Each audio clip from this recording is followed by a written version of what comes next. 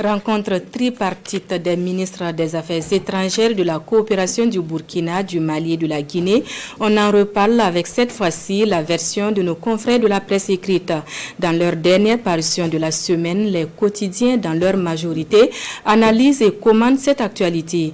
Dans les journaux du jour, il est aussi et surtout question de la conférence annuelle des commissaires de police présidée par le président de la transition. La lecture croisée de Ahadi Sandamba. Pas d'excuses ni de pardon pour un homme détenu qui refuse d'aller au front. Ces propos sont du capitaine Ibrahim Traoré au commissaire de police, rapporté par Aujourd'hui au Faso.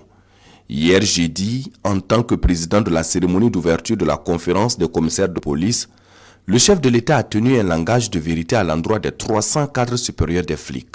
Il les a invités à abandonner la paresse, la fatigue, à se préparer pour aller au front, car il n'y aura aucune excuse, aucun pardon. Autant le dire que celui qui ne veut pas combattre retourne dans la vie civile, rapporte l'Express du Faso pour sa part. À analyser de près cette sortie du capitaine Traoré très véridique vient mettre à nu le comportement de certains porteurs de tenue qui effectivement paraissent s'ils ne refusent pas d'aller combattre l'ennemi. Mais cette vérité va-t-elle amener tout le monde à combattre? Certainement, car quand on a choisi le métier des armes, c'est pour combattre avec les armes, estime le quotidien Bobolais. Autre actualité du jour, la rencontre tripartite des ministres des Affaires étrangères du Burkina, du Mali et de la Guinée, tenue hier 9 février ici à Ouagadougou. Construction l'axe Bamako-Conakry-Ouagadougou, voici la feuille de route, titre le journal Le Pays. C'est une rencontre qui a accouché d'une feuille de route pour le renforcement de la coopération entre ces trois pays en transition.